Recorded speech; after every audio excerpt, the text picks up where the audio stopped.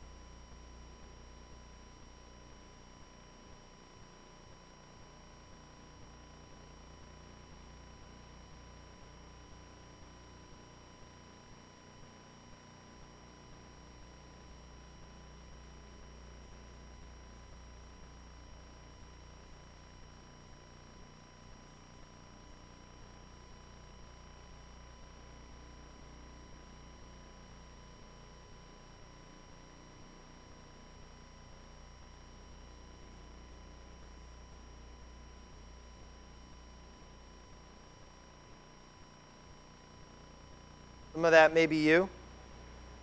Maybe the second one, I start getting a little bit scared. That could be you. Others of you, I become paralyzed from fear. So some of you guys, maybe just in the whole thing of uncertainty, you just become paralyzed.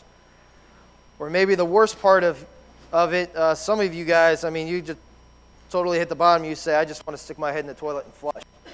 So I was curious if anybody would actually mark that. We could go try it when we're done. But I encourage you guys, fill out that poll. I'm really curious what you think about uncertainty, because that's what we're going to talk about this morning, is uncertainty. So go ahead and take a minute and fill that out. And as you do that, I want to share a verse with you, the end of Corinthians. If you remember through this whole series, it's I think this is week number 18 in a series through Corinthians. So we've went through the entire book of Corinthians. Last couple weeks we took a little bit of detours, but we still talked about what Paul was talking about in chapters 12 through 14 with spiritual gifts. But we're going to close out Corinthians with this verse. It's 1 Corinthians 15:58, and it says, "Therefore, my dear brothers and sisters, stand firm. Let nothing move you. Always give yourselves fully to the work of the Lord, because you know that your labor in the Lord is not in vain." You guys catch that? Look at this. Paul understands that the letter he wrote to the church in Corinth had very difficult things in there that he was asking them to mature in. And that's what we said at the beginning of this series. We said that our prayer is that God would take and mature you in your faith in Christ, mature you as adults, so that maybe next week I can give you 3 things to follow instead of 2. Some of you guys are shaking your heads no. But our goal, our prayer was that God would take and mature us as individuals and as followers of Jesus Christ. You guys remember praying that at the beginning of the series. And then our prayer as well was that God would take and mature us as a church. That He would take and change who we are as a corporate body of worship. That He would change who we are to engage the city around us with the gospel. So our prayer was for maturity, right? You guys remember that? On the same board, on the same page. So Paul ends his letter with this in chapter 15:58, one of his final thoughts. He says, "Therefore, my dear brothers and sisters, do what? Stand firm." Why stand firm? Because when we pray for maturity, guess what happens? Your world will become rocked, okay? When we pray for maturity, guess what happens? God is going to show you things in your life that He wants to change. How many of you guys have gone through change? How hard is change? Make you want to stick your head in the toilet and flush. Okay. So he says, stand firm. Then he says, let nothing move you. Why would he say that? Let nothing move you. James talks about being tossed back and forth, blown by the wind. And Paul is saying, stand firm, let nothing move you. Be grounded in who you are as a follower of Jesus Christ. And then he says, always give yourselves fully to what? To yourself? To what I want to do? To my own selfishness? To my own comfort? No, he doesn't say any of that, does he? What does he say? Give yourselves fully to... I'll read it for you. Fully to the work of the Lord, because you know that your labor in the Lord is what? Not in vain. So I have a question for you. This summer, how many of you guys have walked through struggle? You guys all raise your hands.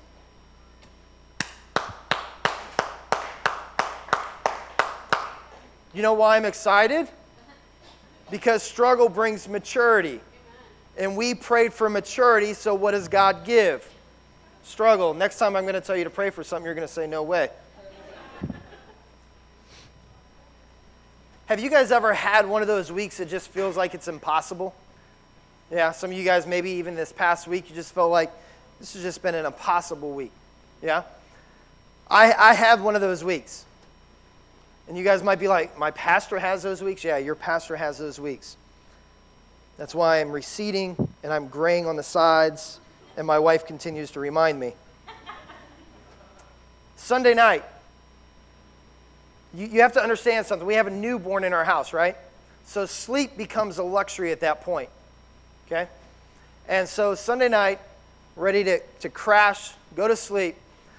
I roll over, close my eyes, and the next thing I know, my oldest comes in and she says her belly hurts. You have to understand something. When Riley says her belly hurts, it doesn't matter if it hurts really bad or just a little bit, it's all really bad, okay? And so the next thing I know is I'm laying on the couch downstairs with Riley on the other couch, trying to get her to be quiet by watching a TV show and actually fall asleep, okay?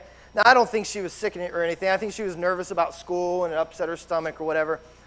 But sleep is a luxury, and I thought, wow, maybe tonight we can actually get some sleep. Okay, that's how the week started. My son is in preschool, okay? And there's tons of stories about that. My son has 2 friends that he plays with. They happen to both be girls. I ask him why he doesn't play with guys. He says because they spit. I don't know. I mean, I've taken him out back to pee in a bush and everything, trying to help get that moved along, but oh well. But I end up taking Malachi to school every day. I pick them up every day because we have one vehicle. And so I go into work, do some work, then I go back, get him, take him to school, then go do some more work. And then I go pick him up and then go back and do some more work. And so I don't remember what day it was. I think it was Wednesday. It was Wednesday. I'm doing some work. I get a phone call. I'm talking to a guy about, and it's about us as a church and where we're going. I'm talking to the guy, and then all of a sudden I get off the phone. It's like, oh, crap. I need to go get Malachi. So I run home, get Malachi. I pretty much take him, grab him by the arm, drug him to the van, throw him in there real quick. We're running late. So I go around the corner, and there's a stop sign at the end of the main street going on to Independence by my house. How many of you guys really stop?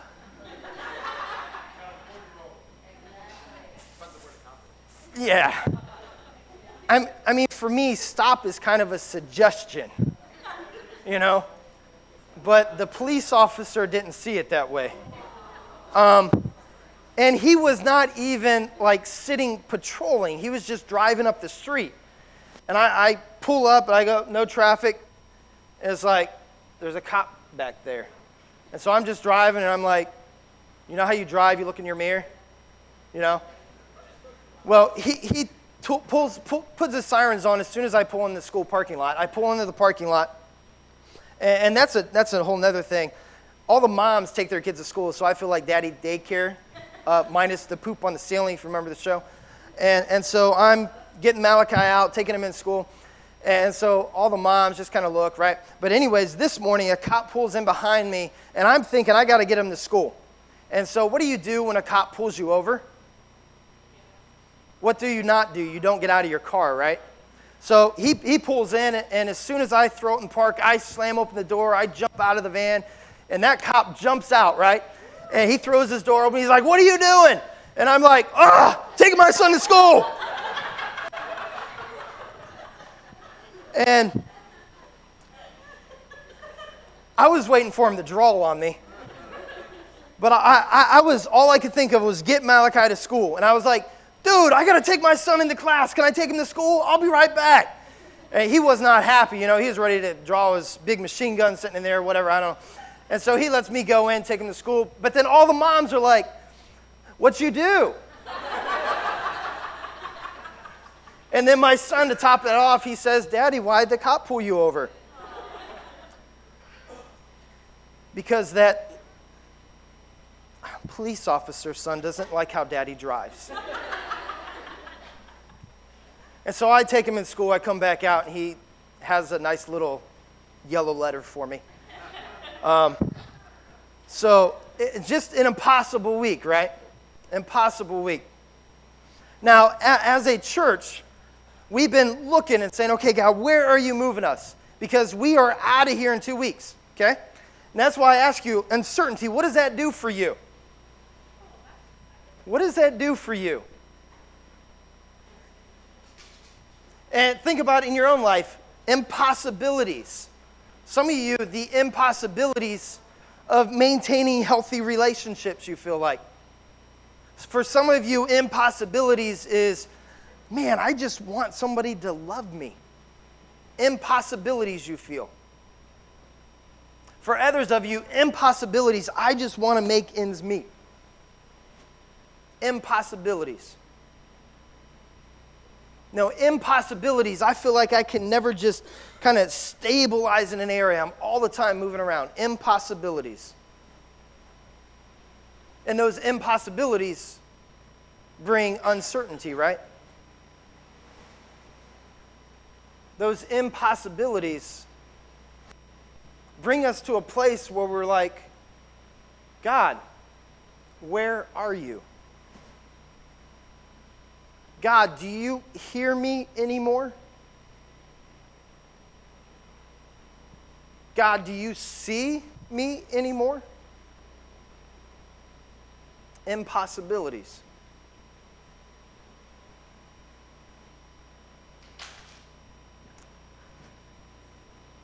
Well, you see, as a church, we are walking through impossibilities.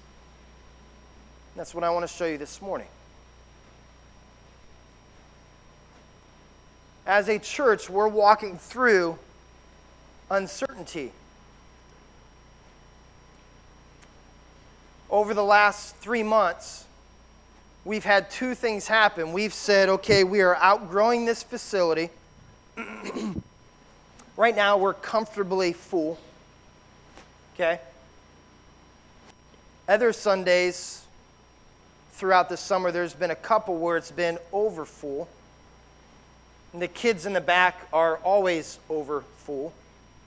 So we want to provide a safe environment for your children and the guests of those that you'll bring that have children, and others that God is drawing that will have children.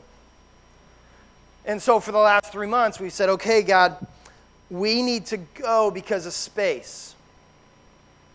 And we've been looking diligently to where that is.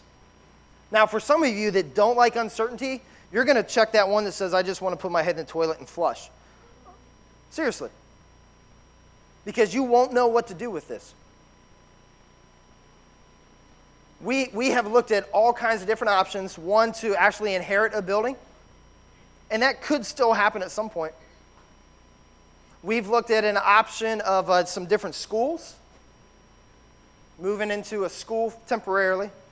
We've looked at an option of a storefront that's going to actually take some time to get there, depending on city code. We have looked at options of, as recent as this past week, of renting a space on a Saturday night from another church. One thing you have to understand about Awaken, guys, we are not a typical church for this area. Amen. We're just not. We're not. You should have seen some of the looks on the faces of people when we said, okay, we sat with the leadership team at this church and we said, okay, we do something with human trafficking. One of the guys looks back, he says, sex trafficking? I said, yeah. He says, do you know what you're doing? Yeah, I guess. All I know is Jesus said go, so we go. They said, okay, well, what else do you do? Well, we really believe strongly in going after the men and the families, because it's the men who lead their families. And if you grab a man's heart, you grab a family. And you grab a family, you grab that community. Okay, well, how do you do that? Well, here's an example. We do something called Porn Sunday. You do what? Do you put centerfolds up? No, come on. Relax there, little guy. We are not a typical church. We're not. And that's who God has called us to be. And because of that, we reach people in this community that other churches cannot reach. And that is not a slam against other churches. There are other great churches around here. And I've got relationships with some great churches around here who believe fully in the work that's happening. But I can tell you also that there are relationships of other churches that look at what we're doing and say, you will do anything short of sin to reach somebody for Jesus? Yeah. Yeah. You will what? Yeah. That's who we are. Well, anyways, we had some meetings this week, and the pastor was pretty excited about it. We sat down, some of our leaders, some of their leaders, and I walked away, and I could tell the leadership board for them was divided. And so one of the things you have to understand is I will not walk another church through something if their leadership team is divided, because it will hurt them and it will hurt us in the process. So I called the pastor up, and I said, this just isn't going to work. And you guys are like, well, where are we going to go in 2 weeks? Because the church here has asked for us to leave in 2 weeks. Our lease runs out. There is no renewing. We're done. Okay? Okay? And so some of you guys are like, oh, man, what are we going to do? One of the things you have to understand, now grab hold of your seat real quick, okay? Grab on. Grab on. Okay? I prayed for this. You guys are like, my pastor is nuts.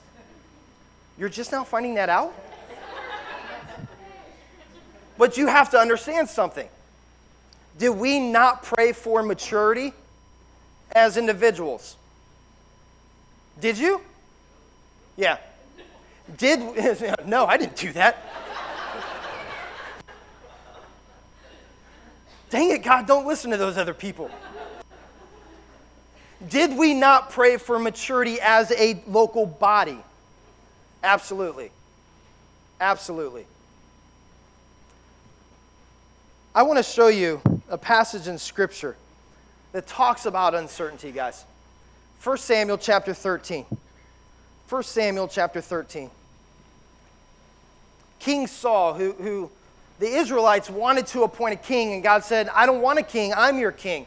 And they kept arguing with God, and God said, okay, fine, you can have Saul as your king. So he appoints and anoints Saul as king. Well, there are a people group called the Philistines who didn't like the Israelites, and the Philistines are marching in on the Israelites, and that's where we pick up this story. Verse 16 of chapter 13 in 1 Samuel. It says, Saul and his son Jonathan and the men with them were staying in Gibeah and Benjamin, while the Philistines camped at Michmash. Verse 17, raiding parties went out from the Philistine camp, and 3 detachments, one turned toward Ophrah in the vicinity of Shual, another toward Beth Horon, and the third toward the borderland overlooking the valley of Zeboim, facing the wilderness.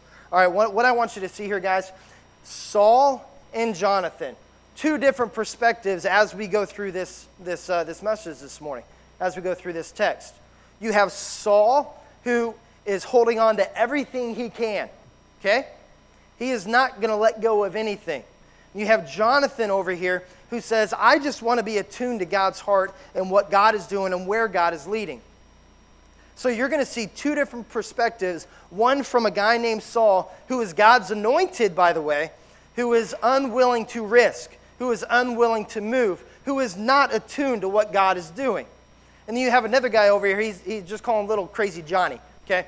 Little crazy Johnny over here is like, man, let's just do something, okay? Watch this. It says here in verse 19, not a blacksmith could be found in the whole land of Israel because the Philistines had said, otherwise the Hebrews will make swords or spears.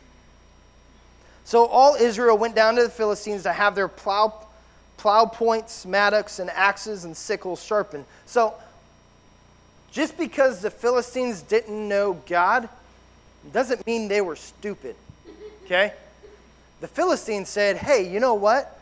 If we don't let the Israelites have any blacksmiths, then we can monopolize the market, okay? We'll monopolize the market. They will all come to us to get their equipment sharpened. Well, if they're planning to take over the Israelites, they're going to run like half-price sales, right? Half price, beginning of the plow season. Come get all your equipment sharpened. They bring everything they have, half price. Great deal. We love these Philistines. 2 weeks later, why is this taking so long? Why don't I have my stuff back yet? Because the Philistines are planning to march against you.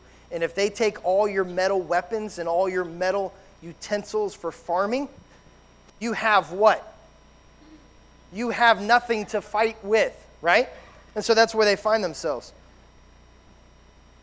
And here in verse 21, it says the price was 2/3 of a shekel for sharpening. See, they gave half price. And then so verse 22, so on the day of the battle, not a soldier with Saul and Jonathan had a sword or spear in his hand. Only Saul and his son Jonathan had them. Now a detachment of Philistines had gone out to the pass at Michmash. Okay? So what's going on here? The Philistines say, we want that land. The Israelites are saying, we have nothing to fight with.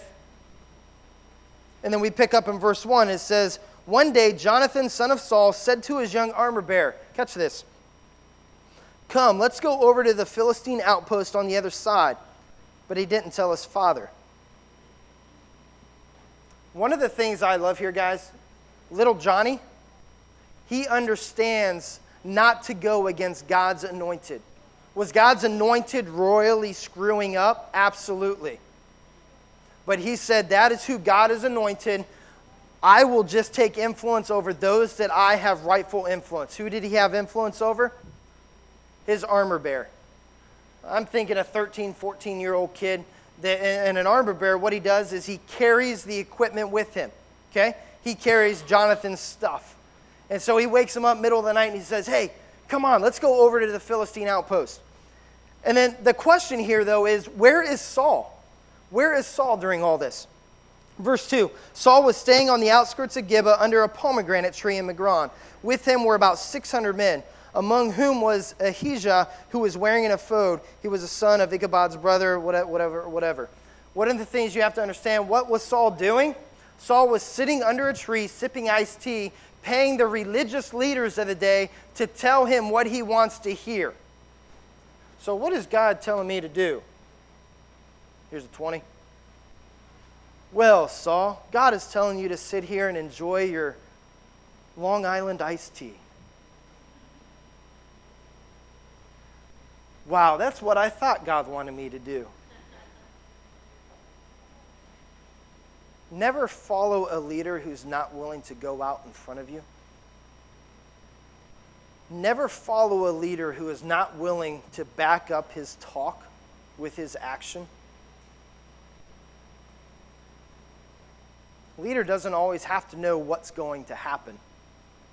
And you'll see that here with Jonathan. Picking up in verse 4, it says, on each side of the pass Jonathan intended to cross to reach the Philistine outpost was a cliff. One was called Bozaz and the other Sinai. One cliff stood to the north toward Michmash, the other to the south toward Geba. I want you to write this down. Through the valley of decision comes God's mountaintop provision. Write this down. Valley of decision comes God's mountaintop provision.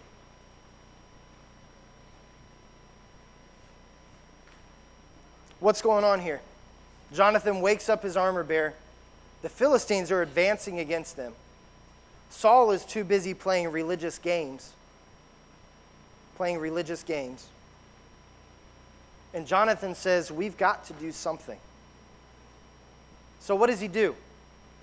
He marches, or he walks with his armor bearer in a valley through two cliffs.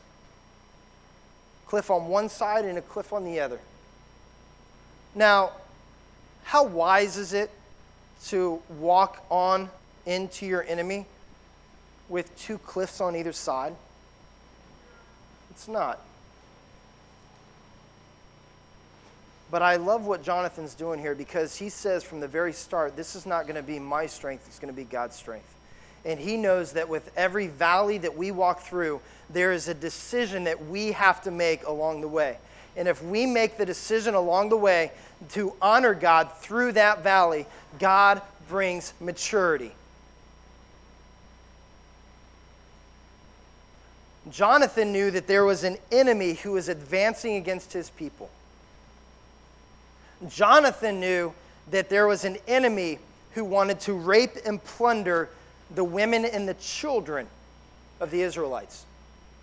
Jonathan knew that somebody had to do something. So he walks through that valley, and some of you guys are living in that valley right now. You're living in that valley, you're saying, God, there's a cliff here, there's a cliff here. I don't see any light. And God says, be faithful through the valley, make the decisions that God is asking you to make through the valley, and watch God's mountaintop provision. Watch how God provides on the other side of that valley.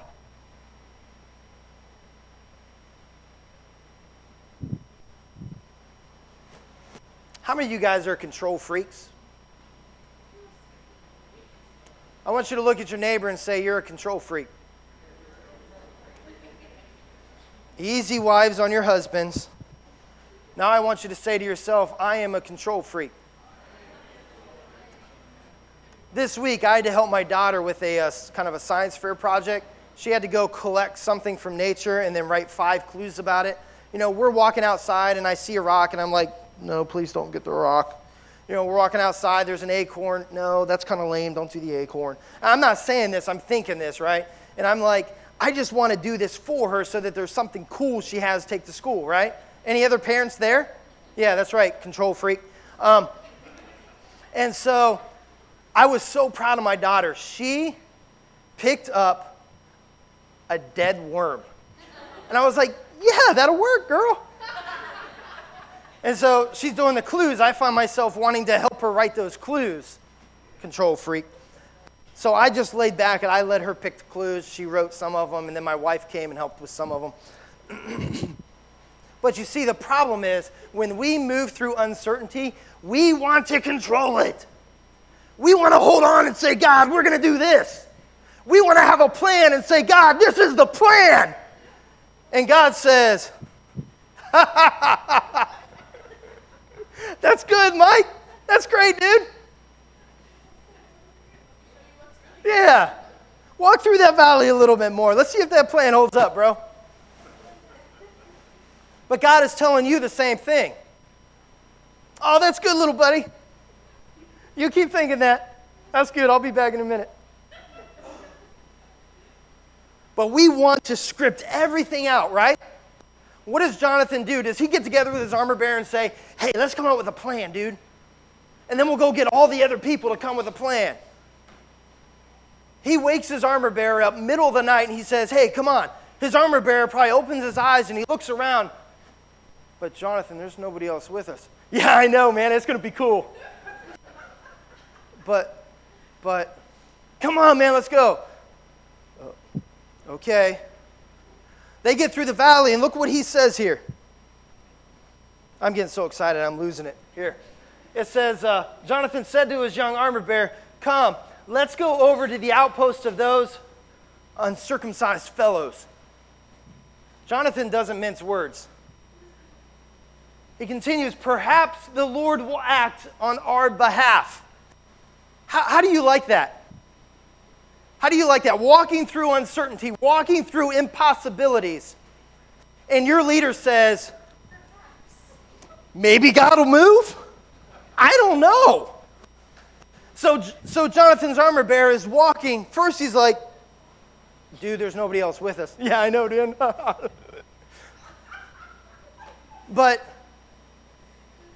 But now you just, I'm asking, what is God going to do? I don't know. Right? And then it goes on and it says, nothing can hinder the Lord from saving, whether by many or by few. That's a better way of saying, dude, we might live, we might die. And the armor bearer is like, God, please have mercy. But it continues. Look at this. The armor bearer, he says, do all that you have in mind. Go ahead, I am with you, heart and soul. He understood that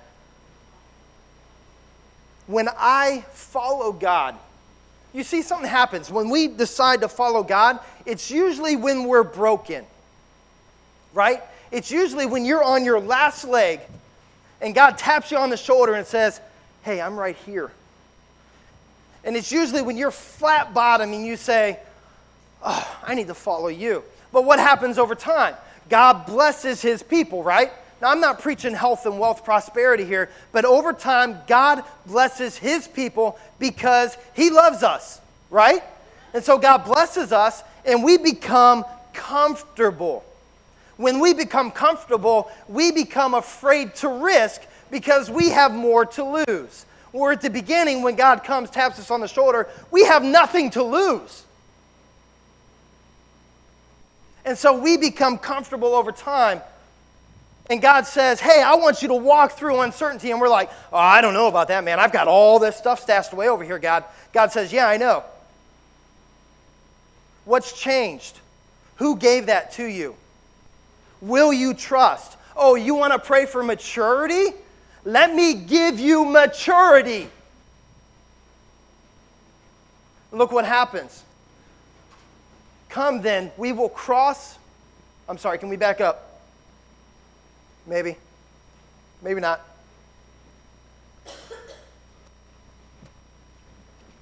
There we go. Come then, we will cross over toward the men and what?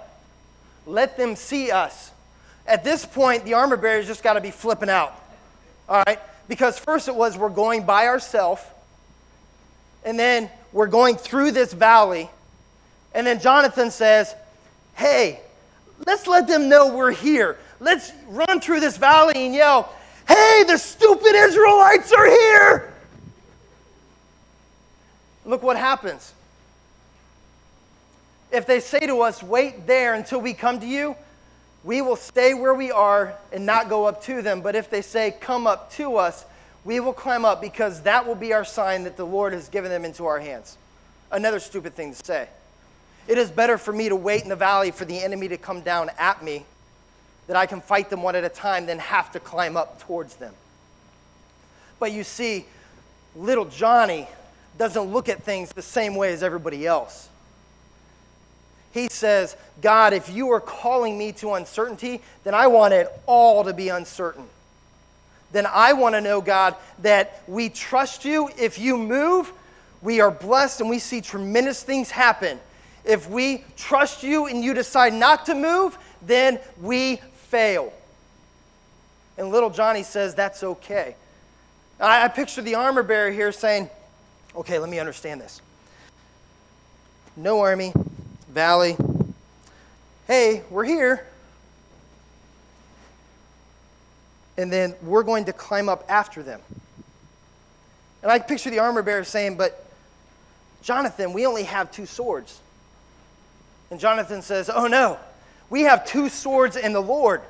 But no, we have 2 swords. No. We have 2 swords in the Lord. And God says, there's more weapons than that. And we're like, no, there's only 2 swords, God. Look what happens. Let's continue. Watch this. So both of them showed themselves to the Philistine outpost. Look, woo! Said the Philistines. The Hebrews are crawling out of the holes they were hiding in. Look, they're coming. And then look, watch this.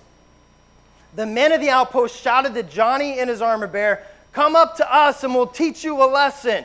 You stupid Israelites. So Jonathan said to his armor bearer, climb up after me. The Lord has given them into the hand of Israel. Look what God adds here. Look at this. Verse 13. Jonathan climbed up using his hands and feet with his armor bearer right behind him. Why does God tell us he uses his hands and his feet? Anytime I've climbed, I know I use my hands and my feet. Duh. Because what God is saying, they climbed up and left everything to God. They said, we are moving forward and we are leaving everything to you, Lord.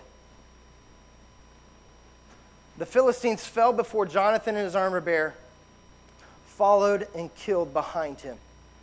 Watch this. In that first attack, Jonathan and his armor bearer killed some 20 men in an area of about half an acre. And then verse 15, God says, oh, there's more than 2 swords here, guys. Then panic struck the whole army, those in the camp, the field, and those in the outpost raiding parties, and the ground shook. It was a panic sent by God. If you continue to read that text, the Philistines turned on each other. God had more swords than just 2.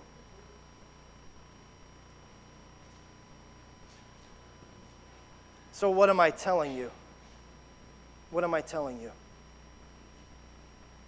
I'm telling you that we prayed for this. And I know some of us are going to sit here and say, I don't like this. I don't like this. That's okay. I bet the armor bearer didn't like it either. But you know what he was? He was faithful. And he said, God, you want to teach me maturity? I'm here. Teach me. He said, God, we are going to move through uncertainty. Move as you please. As the armor bearer said, I am with you, heart and soul.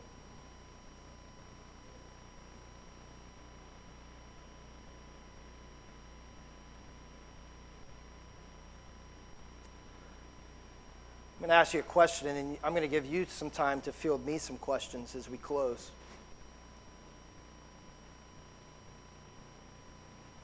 Do you want to know how to avoid God? I'll tell you real quick. Write this down. You want to know how to avoid God? 3 things. Think small. Write it down. so that when you start thinking small, you can say, oh, yes, I'm trying to avoid God. Think small. Get that down. Second one, dream small. Dream small. And the third one, live small. If you really want to avoid God, it's not hard. I'm just going to think small. I'm just going to think about myself. What is comfortable for me? What is going to make my life easier? What is going to make it easier for me right now? Think small. You can avoid God. It's easy. Now, dream small. Don't have any dreams that are bigger than yourself. Because then it means that you're stepping into a realm of faith where God must move for that dream to happen. And then when you dream a big that's bigger than you, then you have to not avoid God. But if you want to avoid God, dream a dream that is small, that you can do on your own. And you can have your little celebration. I did it. You want to avoid God, live small. Live small. Don't ever put yourself in a situation where you don't know what's going to happen. Don't ever put yourself in a situation where you, God, would you please bring me maturity? Because that's going to get painful. And that's more than living for myself. That's living above board, above reproach, maybe, right? So if you want to avoid God, and I will tell you, through seasons of uncertainty and transition, the enemy will try to pick you off by trying to help you in that process. And he is really good at that. And he'll help you as much as you want, okay? So if you need help, just go ask him. He's right there for you. He will help you think small, dream small, and live small, okay? He will. He will. And you don't have to pay him anything except your soul, okay? And it's just small. But if you want God to bring maturity in your life, put yourself in a situation where if God doesn't move, then we fail. If God doesn't move, then I look like an idiot. It's good for you. It brings humility. Put yourself in a situation where if God doesn't move, then man, we're in a whole mess of trouble.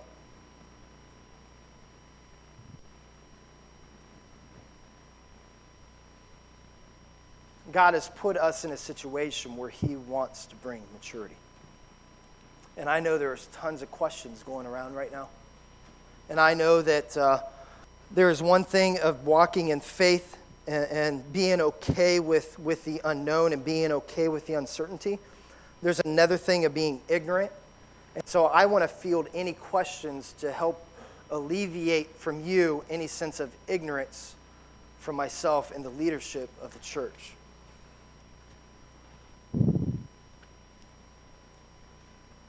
And don't worry, I'm not going to be upset with any questions. This is a way to field some questions. We got like 5 minutes before the guys are going to kick me off here. And I want to help answer any questions about this process to alleviate any concerns that we have, because we are getting ready to march into battle. Okay? Getting ready to march into battle. Seriously, what questions do we have? Yeah, dude. I'm going to repeat these so they're online. Do we have a place that we're going to? The answer to that is no. We thought we had a place last week. That fell through. We thought we had a place a month ago. That fell through. We have looked at 1, 2, 3, I would say 3 different things really hard, 4 different things really hard. All of them have fallen through. And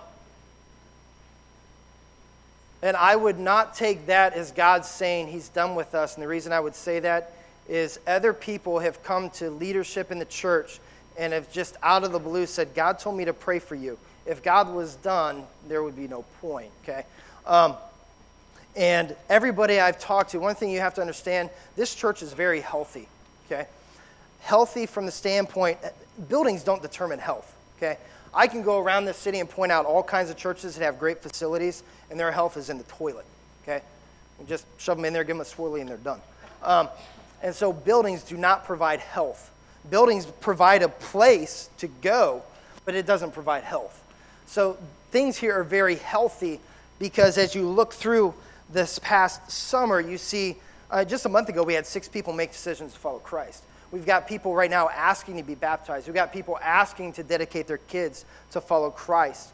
We have people, some of the men are really excited about a new men's ministry we're getting ready to jumpstart here in the next couple weeks. And the thing holding that up, we're just trying to find somebody willing to let a bunch of crazies come at midnight, because we're going to do it at midnight, guys. So, yeah, some people just look at you like, you're going to do what? Midnight? Are you crazy? Yeah, sort of. Just let us use your place, and I promise nothing will get broke. Maybe. So, yeah, the answer to that is no. We are looking at some other things that we're praying if God says yes. There is a place that said that if it comes down to the wire, you can come here on a kind of a week-by-week basis for a Saturday night type thing. So God is providing some different opportunities, but that wouldn't be a permanent fix. So, yeah, any other questions? Let's keep them rolling. We got like 3 minutes now, even though I took 5 to answer the question. Real quick. Seriously, guys. Yeah. That is a great question. And how many of you guys did one of those first 2 things I told you to do? Anybody? You went on YouVersion and you open your Bibles. See, I told you maturity. Next week we're going to shoot for 3 things. So on this YouVersion, there's actually something on here. There's a question, okay, that I want you to respond to. And it says, how are you able to help with our move over the next couple of weeks? So what I need you to do is pray. We as a church need you to pray. We as a church need you to be okay with uncertainty, okay? We need you to be okay with uncertainty, you know. And we need you to be ready at a phone call to move into action, whatever that means, to move into action. And one of the things I will say is we had a team development celebration a couple weekends ago, and those are open to anybody that wants to come, by the way. But we use them to celebrate our volunteers and cast vision for where we're going. And we talked a little bit about this at that celebration, so a lot of you guys are already on the same page with this. But it was brought up at that. I didn't say anything about it. They said, why does it matter? We're a church outside the walls anyways. So that we're kind of used to that. That's okay. Yeah? So if in Mike's perfect world... My perfect world. God doesn't do that for some reason. What would be the plan for the next, just until the end of the year? Because obviously you're in a time of transition. Right? Yes. So what would be Yes. the plan for the rest of the year? Sure. Good question. The question was, what is our plan during this transition? We have a church on a Saturday night that said we can use their facility. It's small. I don't know how big. I haven't seen it yet. I'm supposed to go see it later this week. That is kind of a last case scenario that, hey, we got to go somewhere, we'll go there. The one good thing about Awaken, guys, is we are built on community groups. And so we can have community groups, and then we can come all together and crash somebody's backyard or a park or something. You just need to make sure that you're accessible. You know, you're easy to communicate. Some of you guys that don't have Facebook, you can get Facebook. And I wasn't meaning that for our worship leader or anything. I love that guy. Yeah, just being easily accessible to communicate stuff to, and then for you to help communicate that to others along the way, because it's going to be a quick transition. Our last Sunday here for sure is next Sunday, and we're going to celebrate that, and we're going to cast vision for the future year, because where there is no vision, the people perish. Well, there's vision of where we're going, okay? And so we're going to cast that and celebrate that, and maybe God will give us some news next week. But through that transition, we have that for sure thing on that Saturday night. And I appreciate your guys' flexibility from the surveys that were given out last week, yeah. Do we have a thank you for Holland Roads for having us for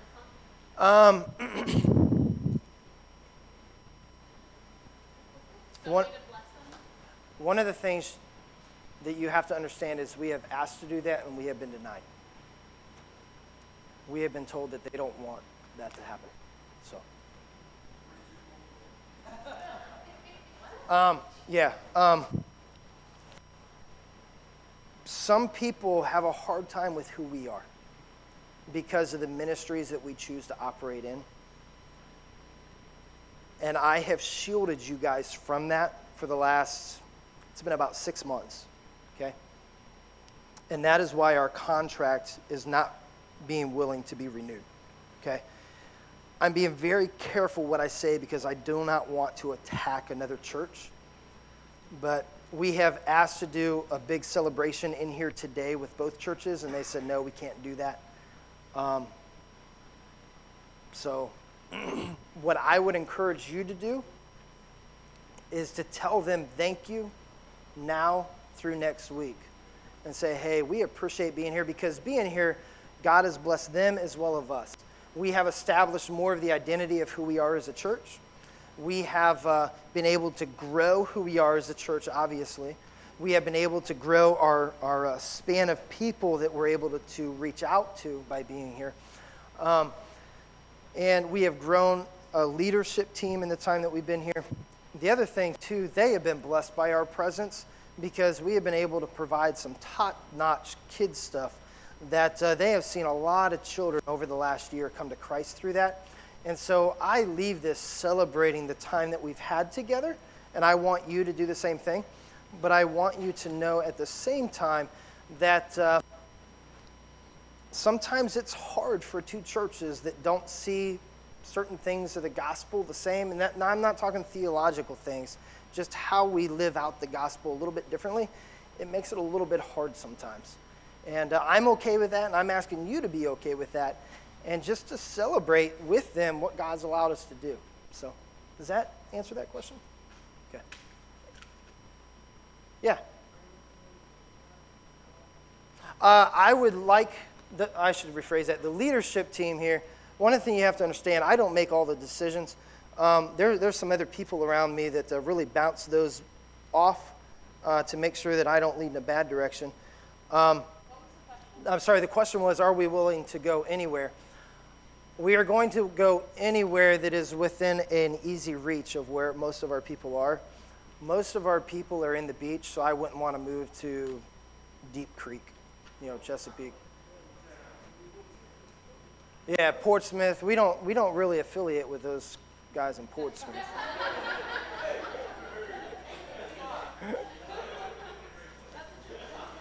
So the answer to that question is, yeah, we are open, but we're also being very careful that we don't lose the reach that we already have. Yeah, that's a good question. Yeah. That's awesome, man. Yeah, one of the things you have to understand, guys, with me, I'm really not that concerned about it. I'm not being lazy about it, nor naive about it. But as a leader, I've got to stay connected with God through this. And God is teaching me stuff as he's going to teach you stuff. And say, okay, God, I know that you're in this because we see the fruit of it already. God, what are you doing? How do we stay close to you through this? And I really believe the best days for this church are ahead of us. I honestly believe that. And others that I talk to outside of here, yeah, believe that as well. So I haven't buried my head in the toilet and flushed. I have said, okay, God, we're open to the uncertainty because, again, we prayed for maturity. And I am open to whatever it is that you may choose to do, because I believe in you as Awaken and the fruits that we've seen. And I truly believe that, again, the best days are ahead of us, where we're going to see hundreds of people come to Christ. As I haven't counted lately. I don't know, 20, 25 people in the last 2.5 years maybe, which is phenomenal, by the way. Yeah. So what you have to understand, healthy things grow, okay? And there is spiritual oppression that tries to come down on things that are healthy to stomp out that growth. And that's kind of what I sense the enemy doing right now, is kind of trying to stomp out some of that growth. But the one thing you have to understand is that Jesus Christ is the victor in the end, and that God is going to have his way, and that God is not done kicking the enemy's butt all over this city. So, and we're not done kicking the enemy's butt all over this city. So, let's do this. The band's going to come up, and I kind of went into their worship set too, but I think it was very important to answer some of those questions. If you have more questions, please come see me at the end. I want you to also be free to talk to Trap. Can you raise your hand? Dave, can you raise your hand? And Raymond, can you raise your hand? Because these guys have walked through this process with me and have a very good idea what's going on as well. So thanks, guys. Why don't you guys stand as we close up our time?